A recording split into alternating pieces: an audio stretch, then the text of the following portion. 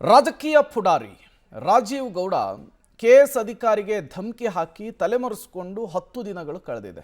ಇಲ್ಲಿಯವರೆಗೂ ಕೂಡ ಆತ ಎಲ್ಲಿದ್ದಾನೆ ಅನ್ನೋದು ಪೊಲೀಸರ ಕೈಯಲ್ಲಿ ಕಂಡುಹಿಡಿಯೋದಕ್ಕಾಗ್ತಾ ಇಲ್ಲ. ಮತ್ತೊಂದು ಕಡೆ ಪೊಲೀಸರು ಆತನನ್ನು ಹುಡುಕುವಂತಹ ಪ್ರಯತ್ನವನ್ನು ಮುಂದುವರಿಸಿದರೆ ಇವತ್ತು ಆತನ ಬೇಲ್ ಭವಿಷ್ಯ ಕೂಡ ನಿರ್ಧಾರವಾಗುತ್ತೆ.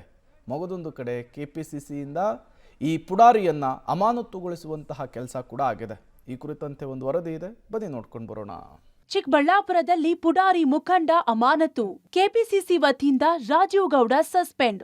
ಇಂದು ಕೈ ಮುಖಂಡ ರಾಜೀವ್ ಗೌಡ ಬೇಲ್ ಭವಿಷ್ಯ. ಅನಧಿಕೃತ ಬ್ಯಾನರ್ ತೆರವು ಮಾಡಿದ್ದಕ್ಕೆ ಶಿಡ್ಲಘಟ್ಟ ನಗರಸಭೆ ಪೌರಾಯುಕ್ತೆ ಅಮೃತಗೌಡಗೆ ಕರೆ ಮಾಡಿ ಬೆದರಿಕೆ ಹಾಕಿದ್ದ ಪುಡಾರಿ ಮುಖಂಡ ರಾಜೀವ್ ಗೌಡ ಬಂಧನ ಭೀತಿಯಿಂದ ಪರಾರಿಯಾಗಿದ್ದಾನೆ. ಅದಾಗಿ 10 ದಿನಗಳೇ ಕಳೆದಿವೆ. ಇತ್ತ ರಾಜೀವ್ ಗೌಡ ಬಂಧನಕ್ಕೆ ಪೊಲೀಸರು ಹಗಲು ರಾತ್ರಿ ಹುಡುಕಾಟ ನಡೆಸುತ್ತಿದ್ದಾರೆ. ಖುದ್ದು ಎಸ್ಪಿ ಕುಶಾಲ್ ಚೌಕ್ಸಿ ಶಿಡ್ಲಘಟ್ಟ ನಗರ ಠಾಣೆಯಲ್ಲಿ ಮೊಕಂ ಹೂಡಿದ್ರು, ತಂಡಗಳ ಮೇಲೆ ತಂಡಗಳನ್ನ ಮಾಡಿದ್ರು. ರಾಜೀವ್ ಗೌಡ ಬಂಧನ ಮಾತ್ರ ಆಗ್ತಿಲ್ಲ.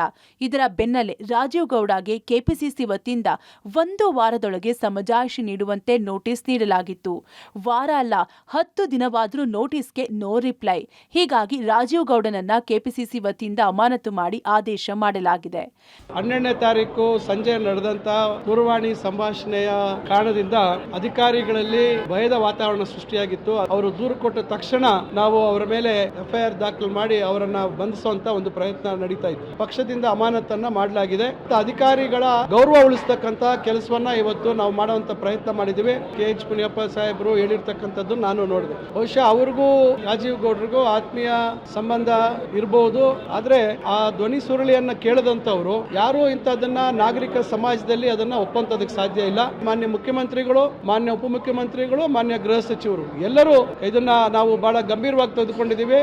ರಕ್ಷಣೆ ಮಾಡುವಂತ ಸಂದರ್ಭ ಇಲ್ಲಿ ಬರೋದಿಲ್ಲ. ಮತ್ತೊಂದೆಡೆ ಎಷ್ಟೇ ಹುಡುಕಾಡಿದ್ರು ಪೊಲೀಸರ ಕಣ್ಣಿಗೆ ರಾಜೀವ್ ಗೌಡ ಬೀಳ್ತಾ ಇಲ್ವಂತೆ.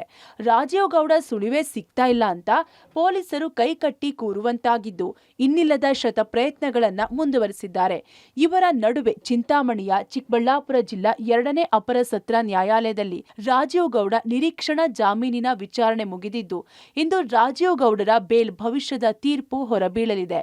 ಇನ್ನು ಶಿಡ್ಲಘಟ್ಟ ಕ್ಷೇತ್ರದ ಕಾಂಗ್ರೆಸ್ ಮುಖಂಡ ಪುಟ್ಟು ಅಂಜನಪ್ಪ ಸಹ ರಾಜೀವ್ ಗೌಡ ಅಮಾನತು ಆದೇಶ ಸ್ವಾಗತ ಮಾಡಿದ್ದಾರೆ. ಒಬ್ಬ ಮಹಿಳಾಧಿಕಾರಿನ ಅವರು ಅವಾಚ್ಯ ಪದಗಳನ್ನು ಬಳಸಿದ್ದಂಥದ್ದು ಅದು ತಪ್ಪು, ಖಂಡನಾರ್ಹ. ಅದರಂತೆಯೇ ಇವತ್ತು ಅವ್ರ ಮೇಲೆ ಶಿಸ್ತು ಕ್ರಮ ಆಗಿ ಪಾರ್ಟಿಯಿಂದ ಅಮಾನತುಗೊಳಿಸಿರುವಂಥದ್ದು ಒಳ್ಳೆಯ ಬೆಳವಣಿಗೆ. ಪಕ್ಷ ಯಾರೇ ಎಷ್ಟು ದೊಡ್ಡ ವ್ಯಕ್ತಿ ಆದರೂ ಸಹ, ಎಷ್ಟೇ ಪ್ರಭಾವಿ ಆದರೂ ಸಹ ತೀರ್ಮಾನ ತಗೊಳ್ಳೋಂಥ ನಿಟ್ಟಿನಲ್ಲಿ ತಡ ಮಾಡೋದಿಲ್ಲ ಅನ್ನೋದಕ್ಕೆ ಕಾಂಗ್ರೆಸ್ ಪಕ್ಷದ ಇವತ್ತಿನ ತೀರ್ಮಾನ ಒಂದು ನಿದರ್ಶನ ಅಂತ ನನಗೆ ಭಾವನೆ. ಆ ನಿಟ್ಟಿನಲ್ಲಿ ಇದು ಸ್ವಾಗತಾರ್ಹ. ಅವರ ಅವಶ್ಯಕತೆ ಏನು ಇಲ್ಲಿ ಶಿಡ್ಲಘಟ್ಟ ಕ್ಷೇತ್ರಕ್ಕಾಗಲಿ ಇಲ್ಲ ಜನತೆಗಾಗಲಿ ಕಾಣ್ತಾ ಇಲ್ಲ. ಆಮೇಲೆ ಜನನೂ ಸಹ ಈ ಥರದ ವ್ಯಕ್ತಿನ ಇಲ್ಲಿ ತಿರಸ್ಕಾರ ಮಾಡಿರೋಂಥದ್ದು ನಾವು ನೋಡ್ತಾ ಇದ್ವಿ. ಚುನಾವಣೆಯಲ್ಲೂ ಸಹ ಅವರು 3ನೇ ಸ್ಥಾನಕ್ಕೆ ಹೋಗಿದ್ದಂಥದ್ದು. ಅವ್ರ ಗುಣ ನಡತೆ ಇವತ್ತು ಖಂಡನಾರ್ಹ. ಜನನೂ ಸಹ ಖಂಡಿಸ್ತಾರೆ. ಅದರ ಅವಶ್ಯಕತೆನೂ ನಮಗಿಲ್ಲ. ನಾವು ಪಕ್ಷ ಬಲಿಷ್ಠವಾಗಿದೆ, ನಾವು ಪಕ್ಷ ಕಟ್ಟಂಥ ಕೆಲಸ ನಾವು ಮಾಡ್ತೀವಿ. ಈಗಾಗಲೇ ಎಲ್ಲರೂ ಸಹ ಸಕ್ರಿಯವಾಗಿ ಒಗ್ಗಟ್ಟ ಕೆಲಸ ಮಾಡ್ತಾ ಇರೋದ್ರಿಂದ ನಮಗೆ ಸಮಸ್ಯೆ ಆಗೋದಿಲ್ಲ. ಕಾಂಗ್ರೆಸ್ ಮುಖಂಡ ರಾಜೀವ್ ಗೌಡಗೆ ಮುಂದುವರೆದ ಸಂಕಷ್ಟ. ಪೌರಾಯುಕ್ತೆ ಅಮೃತಗೌಡ ಕಚೇರಿ ನಿವಾಸದ ಬಳಿ ಪೊಲೀಸ್ ಗಸ್ತು. ಇನ್ನೊಂದೆಡೆ ಪೌರಾಯುಕ್ತೆ ಅಮೃತಗೌಡಗೆ ಆಸಿಡ್ ದಾಳಿ ಬಗ್ಗೆ ಬೆದರಿಕೆ ಪತ್ರ ಬಂದಿದೆ.